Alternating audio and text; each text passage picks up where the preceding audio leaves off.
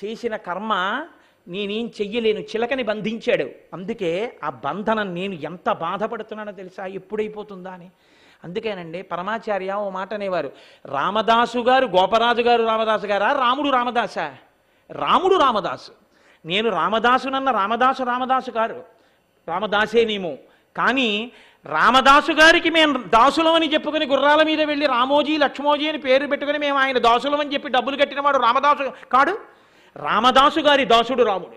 భక్తికి నా తండ్రి ఎంత లొంగిపోతాడో చూపిస్తారు.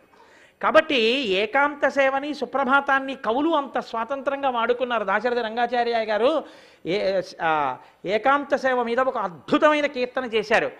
ఆయన నడిరేయి ఏజాములో స్వామి నినుచేర దిగివచ్చును. అమ్మ రాత్రి ఎప్పుడో ఏజాములో ఎప్పుడవుతుందో తెలియదు ఆ ఏకాంత సేవ, ఎప్పుడప్పుడు వస్తాడు మొత్తం మీద. నడిరేయి ఏజాములో స్వామి నినుచేర దిగివచ్చునో తిరుమల శిఖరాలు దిగివచ్చును.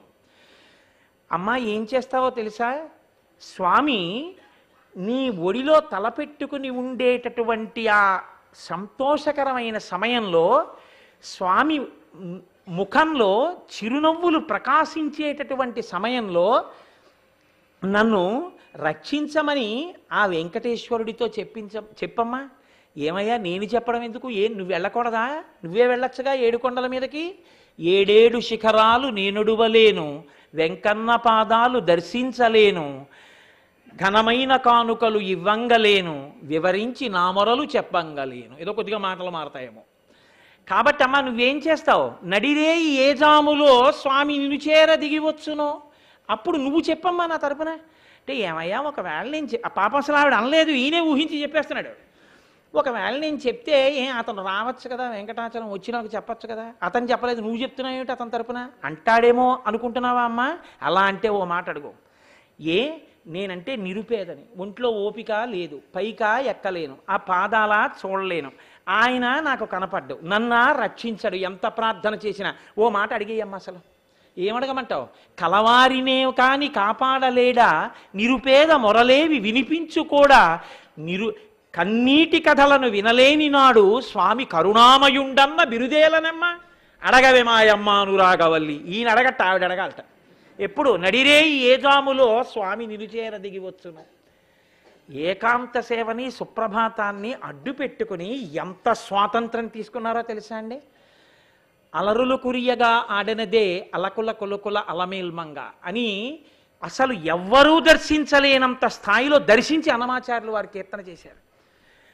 ఆయన అలమేల్మంగ అలిసిపోయింది, కలికితనమున విభుని కలిసినది కాన పలుకుతేనెల తల్లి పవళించెను. ఎందుకు అలిసిపోయిందో, ఎందుకు నిద్రపోతోందో, ఆ నిద్రపోయినప్పుడు ఆవిడ ఏ కారణాల వల్ల, ఏ రీతి సౌఖ్యం చేత, ఎంత బడలి, ఎలా నిద్రపోయిందో వాగ్గేయకారుడు తనదైన దృష్టితో చూసి అంత స్వాతంత్రంగా కీర్తన రచన చేసి పొంగిపోయాడు. అన్నమాచార్యుల వారి గురించి పెద్దలు ఒక మాట చెప్తుంటారు. ఆయన వైరాగ్య కీర్తనలు రచన చేస్తే ఏడుకొండలవాడు అమ్మవారి దగ్గరికి వచ్చి భారంగా కూర్చునేవట. అమ్మవారు చూసి చూసి అన్నమయ్యని పిలిచి, ఏమయ్యా 4 శృంగార సంకీర్తనలు రాయవయ్యా, స్వామి ముఖంలో చిరునవ్వు చూసి ఎన్నాళ్ళయిందో అందుట.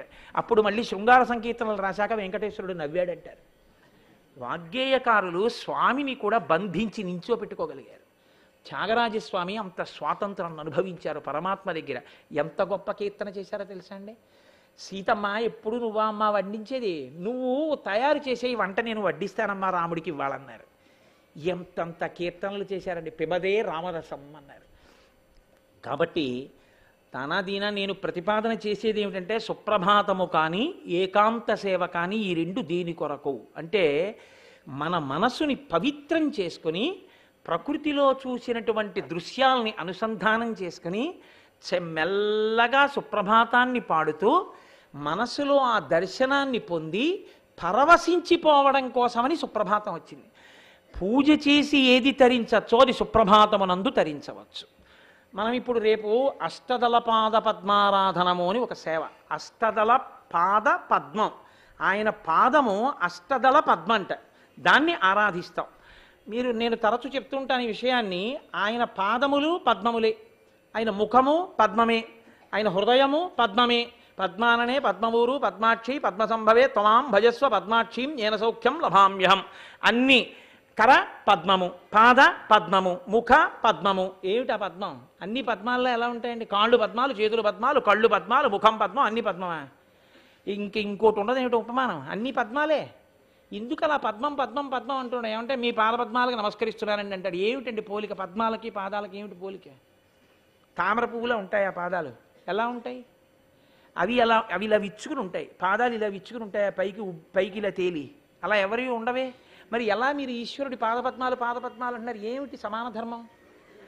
ఒక్కటే సమాన ధర్మం. బాగా గుర్తుపెట్టుకోండి. శంకర భగవత్పాదులు శివానంద లహరిలో అంటారు, భృంగీచ్ఛానటనోత్కటక్కరిమదగ్రాహీ స్ఫురన్మాధవాహ్లాదో నాదగితో మహాశితవపు పంచేషు నాచాధృత సత్పక్షస్సు మనోవనేషు నపున సాక్షాన్మదీయే మనోరాజీవే భ్రమరాధిపో విహరతాం శ్రీశైలవాసీ విభు అంటారు. మీ మనస్సు అనేటటువంటి పద్మం భక్తి అన్న తేనెతో నిండి అరవిరిసి ఉంటే అందులో ఉన్న అన్న తేనె తాగడానికి తుమ్మెద రూపంలో పరమాత్మ వచ్చి దాని యందు వాలి తాగుతారు. సారగ్రాహి అయి నిలబడతాడు పరమాత్మ.